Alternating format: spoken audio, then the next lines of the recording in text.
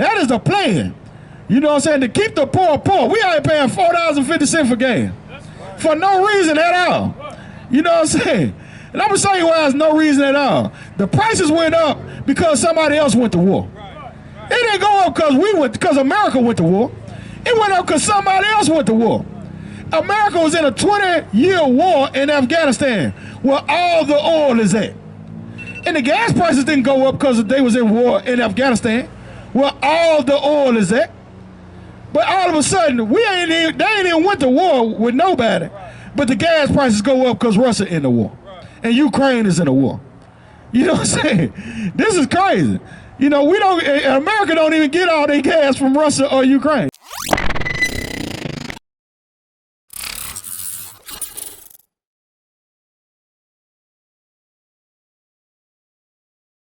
Christ always taught about, you know, how to be a better brother to your brother.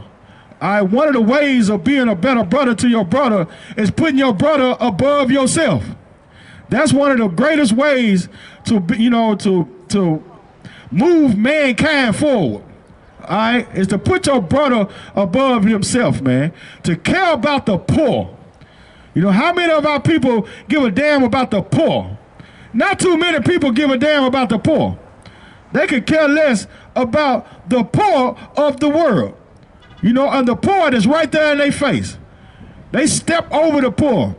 You know, scoff the poor. You know, talk bad and abuse the poor.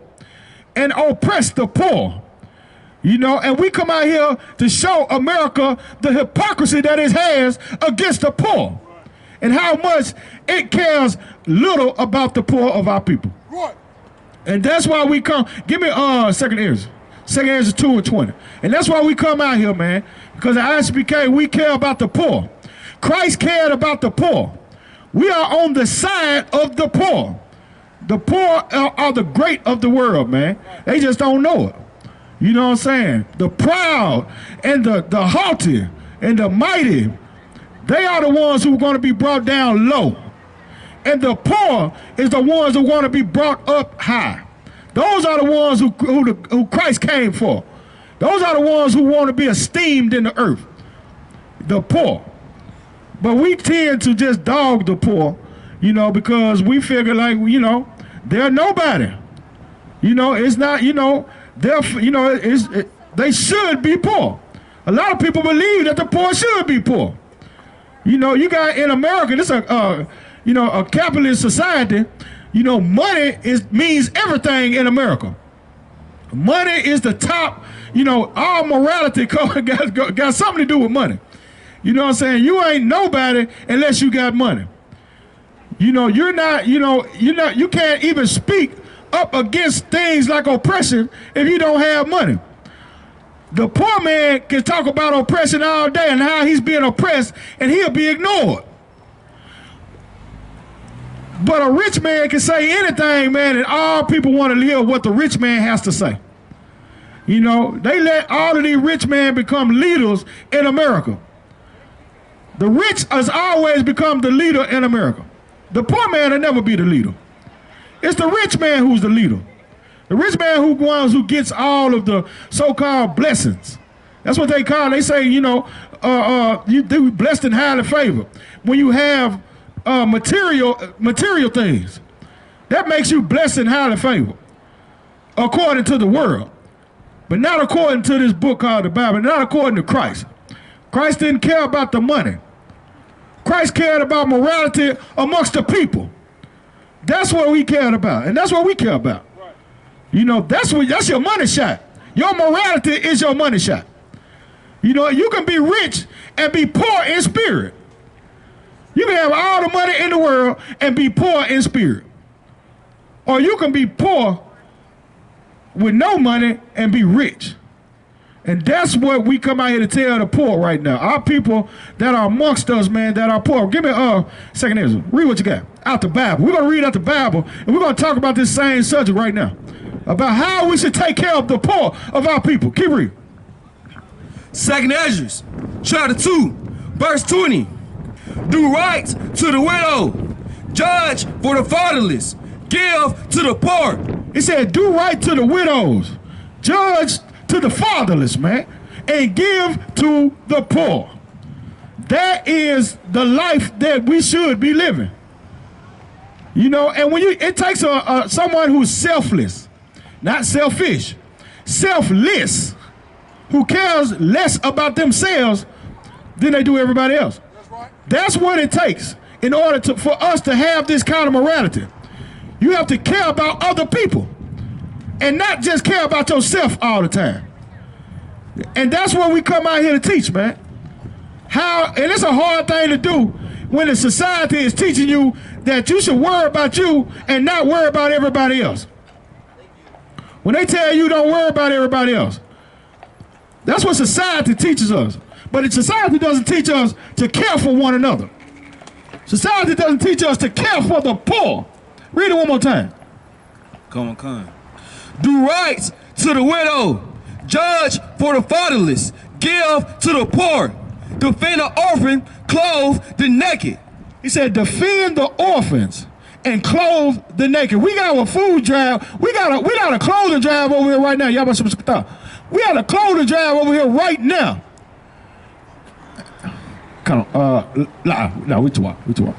We have a clothing drive over here right now. We got free clothes for the poor. These are great. These are good clothes. Some of the clothes are brand new. Haven't even been worn, haven't been touched. We have a clothing drive for anybody who needs to be clothed. Anybody who needs clothing. You know, a change of clothes or anything. We have clothes over here for you that we give away free. We don't charge to do anything. We don't charge to do any good. Now, you can always leave a donation if you want to, but we don't care if you leave it or not. We come over here to help the people, to feed the people with knowledge, wisdom, and understanding, and give to the poor. We have free clothes for anybody who want clothes. We got clothes for you right now. You know what I'm saying? And that's what we come out here to do, man. Read it one more time. Do right to the widow, judge for the fatherless, give to the poor, defend the orphan, clothe the naked. He said to clothe the naked. And that's what we came to do, man, to defend the orphans and clothe the naked. We are here to defend the poor. We are for the poor. You know, a lot of people hate the poor. You know, I'm poor, these brothers over here poor. You know, but we still out here doing work, and we'll give our last to our people. You know what I'm saying? We'll give the shirt off our back to our people. You dig what I'm saying? And that's what, you know, a lot of people aren't prepared to do. They're not prepared to help out their own people, man. You know what I'm saying? We can help one another. You know, we don't need, you know, the welfare system. We don't need, you know, what else they get used? We don't need Section 8. We can house one another. We can house our people. We can house our people. We don't need the help of everybody else when we can help ourselves. Just all right? And that's what we come out here to do, to help our people, man. And that's what we came to do. You know what I'm saying? We ain't in the business of just giving hugs to everybody either. You know what I'm saying? Hey, you know, hey, COVID going on, man. You know what I'm saying? There's all kind of diseases and things going on. We ain't just out here hugging everybody. You know what I'm saying? So don't come over here thinking that, you know, we wrong for not wanting to give you a hug. Well, that ain't what we do. You know what I'm saying? I got a family to go back to, and my family are healthy. You know what I'm saying? There's social distancing going on right now. You know, so you gotta, you know, we gotta bag up. You know what I'm saying? When it's time, you know, to be hugged and all that. But like I said, keep reading. Verse 21. Verse 21. Heal the broken and the weak. Laugh not a lying man to scorn. Defend the maiming. Read it one more time. Heal the broken and the weak. Laugh not a lame man to scorn. It said heal the weak, man. You know what I'm saying? Like I said, it takes a selfless person to do the work that we talking about doing. To go out here and talk to the poor, talk to the weak. This is things that Christ done. This is things that Christ taught his disciples to do. You know, to go out here, and you see a lot of people, they claim to be Christians, right? They claim to be Christians, claim to be followers of Christ. You know, they go to church every Sunday and give the money to the pastor so he can go snort cocaine with their money. You know what I'm saying? And go to strip bars with their money, with their tithing money. You know, but none of them are out here doing the work that Christ done. Christ came out to the people, man, and went to the people and clothed the poor and fed the poor and gave counsel to the poor and came out here and gave healing to the poor. You know, we are actually doing the work, and this is something that we've been doing since 1969, man. This ain't nothing new. We've been around since 1969 doing this same work. You know what I'm saying? Going out to the people and speaking to the people and giving them comfort and giving them what they need in a society that's so cold to them. All right, read what you got. Come on. Heal the broken and the weak. Laugh not, allow your man to scorn. Defend the man. It say don't laugh a man to scorn, man who's lame. You do what I'm saying? A man who's crippled. Don't laugh him to scorn. You know, we always want to joke and joke on people and things of that nature. Well, guess what? You could be that person. The Lord could put you in that same position, man. And then you're going to be running around trying to get help from somebody, and people going to laugh at you the same way that you laughed at that person. The same way that you laughed at that poor man to scorn. It's going to be something. It's going to be a day where the Lord going to bring you down also. Don't think that you're going to be on your high horse forever. Because the Lord is in the business of proving you wrong. You know what I'm saying? That's what he does. He's in the business of proving you wrong. Why you laughing at brothers who are poor? Laughing at brothers who are, have handicaps and things of that nature. The Lord is in the business of making you an example to the rest of the world. Keep reading. Come. Okay, come. And let the blind man come to the sight of my clearness. And let the blind man come to the sight of the clearness, man. You know, we out here teaching, these brothers are walking around. It's crazy. You might see a whole lot of people that don't look like nobody blind out here. But we see a whole lot of blind people. You know what I'm saying? We see a lot of people walking around right now in darkness. You know what I'm saying? Right now. They blind. Blind leading the blind. They don't know they don't have the clearness of the Lord, like the Lord just said. You don't have clearness. You are blind. You don't know the things that you need to see. You don't know the things that the Lord wants you to see because you're blind. And you don't care about the things that matter to the Most High. And that's why the Most High going to bring this kingdom down, man. That's how he's going to destroy this kingdom. Because it's full of blindness. It's full of darkness. You know, there has to be some light inside of this kingdom. There has to be some light in this house. You know, and we are the light right now. You look around, man, it's a bunch of people, they consumers. They out here trying to buy stuff and kick it and everything, you know. But they're not giving to the poor. They're not doing anything for the poor of our people, man. You know what I'm saying? But helping or making themselves even more poor. Keep reading. Come. Verse 22. Keep the old and young within thy walls. Verse 23. Wheresoever thou foundest the dead, take them and bury them, and I'll give thee the first place in my resurrection. And the Lord said, man, He gonna put you in first place during the resurrection, man. You know what I'm saying? When you can do good, when you can look at the people of the world, man, and see, man, I need to do good in this world. I want to do good. You know, do some kind of good, man. Do some kind, practice morality, man. You know, get off TikTok for 5 minutes.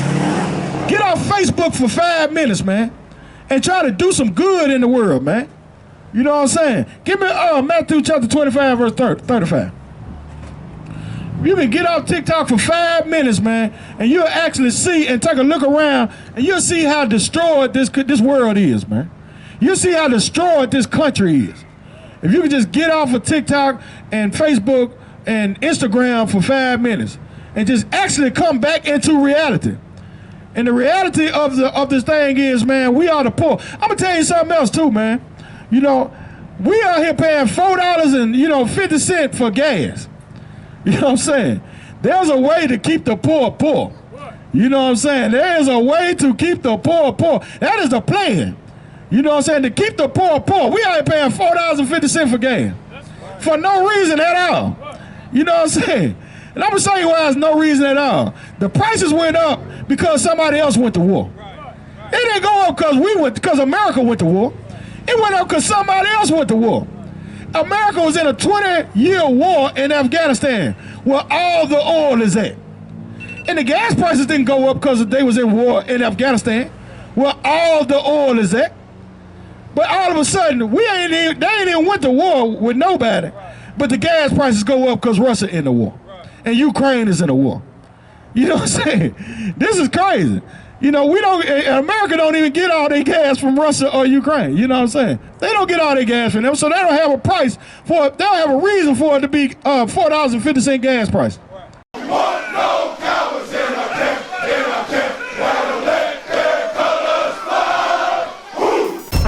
I.S.U.P.K. 53rd Annual Lord Passover. 53rd Annual Lord's Passover is going to be held down here in Florida. It's going down. You're here tonight to get a chance to be righteous enough to be worthy of God coming to save you. That's right. It's going down. The Lord's 53rd Annual Passover. When we say we no cowards, we talk that business. We no cowards up in here. Book your hotels now at the Holiday Inn Express and Suites, the IHG Hotel, 301 Tucker Lane, Cocoa Beach, Florida, 32926.